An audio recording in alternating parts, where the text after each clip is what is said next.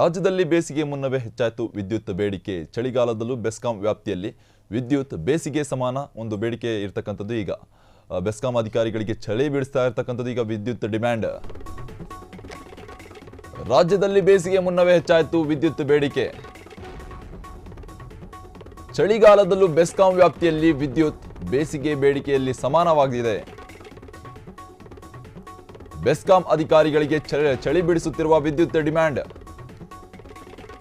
ಚುಮು ಚಳಿಯ ಮಧ್ಯೆ ವಿದ್ಯುತ್ ಬಳಕೆ ಸದ್ದಿಲ್ಲದೆ ಏರಿಕೆ ಆಗ್ತಾ ಇದೆ ಕರ್ನಾಟಕದಲ್ಲಿ. ಸಾಮಾನ್ಯವಾಗಿ ಬೇಸಿಗೆಯಲ್ಲಿ ವಿದ್ಯುತ್ ಬಳಕೆ ಹೆಚ್ಚಾಗುವುದು ಸಹಜ. ಆದರೆ ಈ ಬಾರಿ ಚಳಿಯಲ್ಲಿ ವಿದ್ಯುತ್ ಬೇಡಿಕೆ ಪ್ರಮಾಣ ಏರಿಕೆ ಆಗಿದೆ. ರಾಜ್ಯದಲ್ಲಿ ಬೇಸಿಗೆ ಮುನ್ನವೇ ಹೆಚ್ಚಾಯಿತು ವಿದ್ಯುತ್ ಬೇಡಿಕೆ. ಚಳಿಗಾಲದಲ್ಲೂ ಬೆಸ್ಕಾಂ ವ್ಯಾಪ್ತಿಯಲ್ಲಿ ವಿದ್ಯುತ್ ಬೇಸಿಗೆ ಬೇಡಿಕೆಗೆ ಸಮಾನವಾಗಿದೆ. ಬೆಸ್ಕಾಂ ಅಧಿಕಾರಿಗಳಿಗೆ ಚಳಿ ಬಿಡಿಸುತ್ತಿರುವ ವಿದ್ಯುತ್ ಡಿಮ್ಯಾಂಡ್. ಚುಮು ಚಳಿಯ ಮಧ್ಯೆ ವಿದ್ಯುತ್ ಬಳಕೆ ಸದ್ದಿಲ್ಲದೆ ಏರಿಕೆ ಆಗ್ತಾ ಇದೆ. ಸಾಮಾನ್ಯವಾಗಿ ಬೇಸಿಗೆಯಲ್ಲಿ ವಿದ್ಯುತ್ ಬಳಕೆ ಹೆಚ್ಚಾಗುವುದು ಸಹಜ. ಆದರೆ ಈ ಬಾರಿ ಚಳಿಗಾಲದಲ್ಲಿ ವಿದ್ಯುತ್ ಬೇಡಿಕೆ ಪ್ರಮಾಣ ಏರಿಕೆಯಾಗಿದೆ ಕರ್ನಾಟಕದಲ್ಲಿ. ರಾಜ್ಯದಲ್ಲಿ ಬೇಸಿಗೆ ಮುನ್ನವೇ ಹೆಚ್ಚಾಯಿತು ವಿದ್ಯುತ್ ಬೇಡಿಕೆ. ಚಳಿಗಾಲದಲ್ಲೂ ಬೆಸ್ಕಾಂ ವ್ಯಾಪ್ತಿಯಲ್ಲಿ ವಿದ್ಯುತ್ ಬೇಸಿಗೆ ಬೇಡಿಕೆಗೆ ಸಮಾನವಾಗಿದೆ. ಬೆಸ್ಕಾಂ ಅಧಿಕಾರಿಗಳಿಗೆ ಚಳಿ ಬಿಡಿಸುತ್ತಿರುವ ವಿದ್ಯುತ್ ಡಿಮ್ಯಾಂಡ್. ಚುಮು ಚಳಿಯ ಮಧ್ಯೆ ವಿದ್ಯುತ್ ಬಳಕೆ ಸದ್ದಿಲ್ಲದೆ ಏರಿಕೆ ಆಗ್ತಾ ಇದೆ.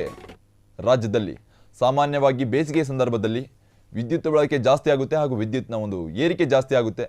ಆದರೆ ಚಳಿಗಾಲದಲ್ಲೇ ಈಗ ಒಂದು ವಿದ್ಯುತ್ನ ಅಭಾವ ಕಂಡು ಬಂದಿರತಕ್ಕಂಥದ್ದು ಕರ್ನಾಟಕದಲ್ಲಿ. ಚಳಿಗಾಲದಲ್ಲೂ ಬೆಸ್ಕಾಂ ವ್ಯಾಪ್ತಿಯಲ್ಲಿ ವಿದ್ಯುತ್ ಒಂದು ಅಭಾವ ಕಂಡು ಬಂದಿದೆ. ಬೆಸ್ಕಾಂ ಅಧಿಕಾರಿಗಳಿಗೆ ಚಳಿ ಬಿಡಿಸ್ತಾ ಇದೆ ಇದೊಂದು ವಿದ್ಯುತ್ ಡಿಮ್ಯಾಂಡ್. ರಾಜ್ಯದಲ್ಲಿ ವಿದ್ಯುತ್ ಅಭಾವ ಕಂಡು ಬಂದಿರತಕ್ಕಂಥದ್ದು ಅದು ಚಳಿಗಾಲದಲ್ಲಿ. ಸಾಮಾನ್ಯವಾಗಿ ಬೇಸಿಗೆಯಲ್ಲಿ ವಿದ್ಯುತ್ ಬಳಕೆ ಹೆಚ್ಚಾಗುವುದು ಸಹಜ. ಆದರೆ ಈ ಬಾರಿ ಚಳಿಗಾಲದಲ್ಲಿ ವಿದ್ಯುತ್ ಬೇಡಿಕೆ ಪ್ರಮಾಣ ಏರಿಕೆ ಆಗ್ತಾ ಹೋಗ್ತಾ ಇದೆ. ರಾಜ್ಯದಲ್ಲಿ ಬೇಸಿಗೆ ಮುನ್ನವೇ ಹೆಚ್ಚಾಗಿರ್ತಕ್ಕಂಥದ್ದು ವಿದ್ಯುತ್ನ ಡಿಮ್ಯಾಂಡ್.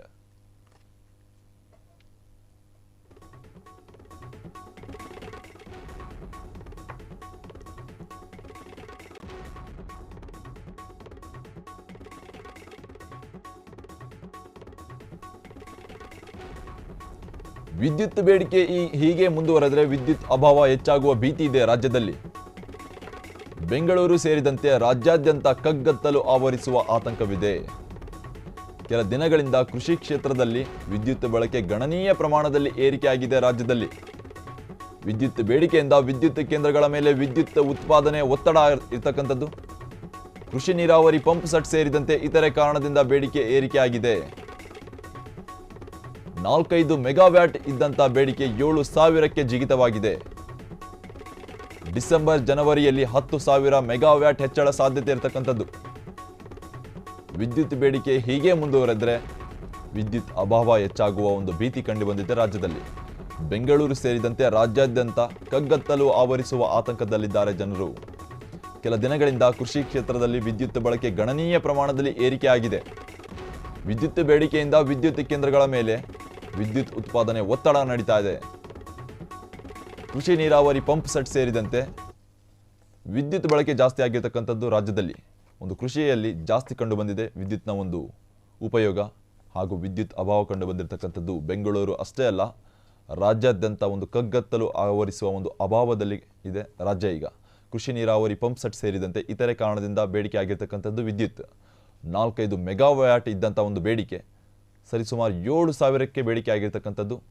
ಡಿಸೆಂಬರ್ ಜನವರಿಯಲ್ಲಿ 10,000 ಮೆಗಾವ್ಯಾಟ್ಗೆ ಒಂದು ಏರಿಕೆ ಆಗುವ ಸಾಧ್ಯತೆ ಕೂಡ ಇರತಕ್ಕಂಥದ್ದು. ವಿದ್ಯುತ್ ಬೇಡಿಕೆ ಹೀಗೆ ಮುಂದುವರೆದರೆ ವಿದ್ಯುತ್ ಅಭಾವ ಕಂಡು ಬರೋದು ಖಚಿತವಾಗಿದೆ ರಾಜ್ಯದಲ್ಲಿ.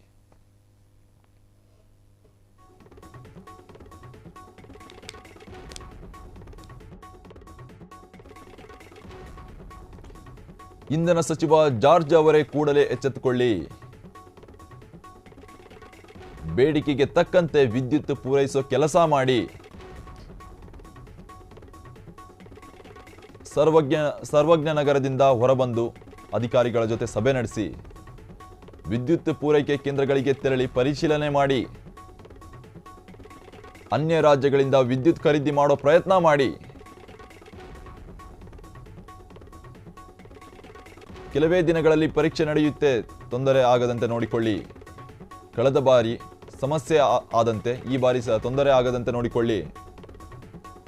ಎಲ್ಲ ಎಸ್ಕಾಂ ಎಂಡಿಗಳಿಗೆ ಕಿವಿ ಹಿಂಡಿ ಕೆಲಸ ಮಾಡಿಸಿ. ಇಂಧನ ಸಚಿವ ಜಾರ್ಜ್ ಅವರೇ ಕೂಡಲೇ ಎಚ್ಚೆತ್ತುಕೊಳ್ಳಿ. ಬೇಡಿಕೆಗೆ ತಕ್ಕಂತೆ ವಿದ್ಯುತ್ ಪೂರೈಸೋ ಕೆಲಸ ಮಾಡಿ. ಸರ್ವಜ್ಞ ನಗರದಿಂದ ಹೊರಬಂದು ಅಧಿಕಾರಿಗಳ ಜೊತೆ ಸಭೆ ಕೂಡ ನಡೆಸಿ. ವಿದ್ಯುತ್ ಪೂರೈಕೆ ಕೇಂದ್ರಗಳಿಗೆ ತೆರಳಿ ಸ್ವಲ್ಪ ಪರಿಶೀಲನೆ ಕೂಡ ಮಾಡಿ. ಅನ್ಯ ರಾಜ್ಯಗಳಿಂದ ವಿದ್ಯುತ್ ಖರೀದಿ ಮಾಡೋ ಪ್ರಯತ್ನ ಮಾಡಿ. ಕೆಲವೇ ದಿನಗಳಲ್ಲಿ ಪರೀಕ್ಷೆ ನಡೆಯುತ್ತೆ, ತೊಂದರೆ ಆಗದಂತೆ ನೋಡಿಕೊಳ್ಳಿ. ಇಂಧನ ಸಚಿವ ಜಾರ್ಜ್ ಅವರೇ ಕೂಡಲೇ ಸ್ವಲ್ಪ ಎಚ್ಚೆತ್ತುಕೊಳ್ಬೇಕು. ರಾಜ್ಯದಲ್ಲಿ ವಿದ್ಯುತ್ ಅಭಾವ ಕಂಡುಬರುವ ಒಂದು ಸಾಧ್ಯತೆ ಇದೆ. ಯಾಕಂದರೆ ಬೇಸಿಗೆಗಾಲದಲ್ಲಿ ಕಂಡುಬರುವ ಒಂದು ಅಭಾವ ಚಳಿಗಾಲದಲ್ಲೇ ಕಂಡುಬಂದಿದೆ. ಬೇಸಿಗೆಗಾಲದಲ್ಲಿ ಸಹಜವಾಗಿ ವಿದ್ಯುತ್ ಉಪಯೋಗ ಜಾಸ್ತಿ ಆಗುತ್ತೆ ಹಾಗೂ ವಿದ್ಯುತ್ನ ಒಂದು ಕೊರತೆ ಕಂಡುಬರುತ್ತೆ. ಆದರೆ ಚಳಿಗಾಲದಲ್ಲಿ ಈಗ ಕಂಡುಬಂದಿರತಕ್ಕಂಥದ್ದು ವಿದ್ಯುತ್ನ ಅಭಾವ. ಇದರಿಂದಾಗಿ ಬೆಂಗಳೂರು ಹಾಗೂ ರಾಜ್ಯಾದ್ಯಂತ ಕಗ್ಗಲು ಆವರಿಸುವ ಒಂದು ಆತಂಕದಲ್ಲಿದ್ದಾರೆ ಜನರು. ಇದನ್ನು ಪೂರೈಸಿಕೊಳ್ಳಿ, ಸ್ವಲ್ಪ ಗಮನ ಹರಿಸಿ.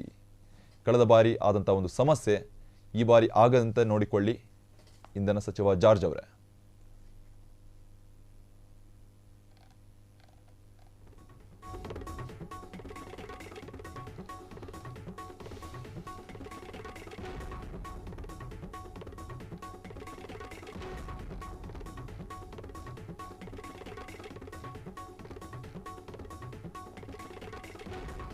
ಅನ್ಯ ರಾಜ್ಯಗಳಿಂದ ಒಂದು ವಿದ್ಯುತ್ತನ್ನು ತರಿಸಿಕೊಳ್ಳುವ ಪ್ರಯತ್ನ ಮಾಡಬೇಕು ನಮ್ಮ ರಾಜ್ಯದ ಸಚಿವರು.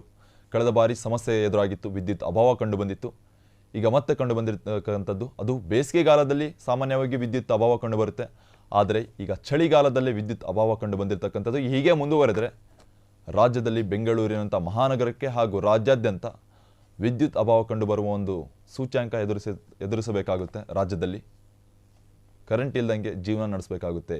ಅದಕ್ಕೆ ಸಂಬಂಧಪಟ್ಟಂತೆ ಎಚ್ಚೆತ್ತುಕೊಳ್ಬೇಕು ಇಂಧನ ಸಚಿವರಾಗಿರ್ತಕ್ಕಂಥ ಜಾರ್ಜ್ ಅವರು. ಅನ್ಯ ರಾಜ್ಯಗಳಿಂದ ವಿದ್ಯುತ್ ಖರೀದಿ ಮಾಡೋ ಪ್ರಯತ್ನ ಮಾಡಬೇಕು. ಅಷ್ಟೇ ಅಲ್ಲ, ಕೆಲವೇ ದಿನಗಳಲ್ಲಿ ಪರೀಕ್ಷೆ ನಡೆಯುತ್ತೆ, ತೊಂದರೆ ಆಗದಂತೆ ಕೆಲಸ ಮಾಡಿಕೊಳ್ಬೇಕು. ಕಳೆದ ಬಾರಿ ಆದಂಥ ಒಂದು ಸಮಸ್ಯೆನ ಈ ಬಾರಿ ಸಮಸ್ಯೆ ಆಗದಂತೆ ಎದುರಿಸ್ಕೊಳ್ಬೇಕು.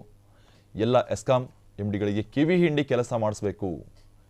ಇಂಧನ ಸಚಿವ ಜಾರ್ಜ್ ಅವರೇ ಸ್ವಲ್ಪ ಎಚ್ಚೆತ್ತುಕೊಳ್ಳಿ. ಈ ಒಂದು ಕರೆಂಟ್ಗೆ ಸಂಬಂಧಪಟ್ಟಂತೆ ಬೇಡಿಕೆಗೆ ತಕ್ಕಂತೆ ವಿದ್ಯುತ್ ಪೂರೈಸೋ ಕೆಲಸ ಕೂಡ ಮಾಡಬೇಕು. ಸ್ವಲ್ಪ ಅಧಿಕಾರಿಗಳ ಜೊತೆ ಸಭೆ ಕೂಡ ಮಾಡಬೇಕು. ಎಲ್ಲಿ ವಿದ್ಯುತ್ ಜಾಸ್ತಿ ಬಳಕೆ ಆಗ್ತಾ ಇದೆ ಅಲ್ಲೆಲ್ಲ ಕಂಟ್ರೋಲ್ ಮಾಡಬೇಕು.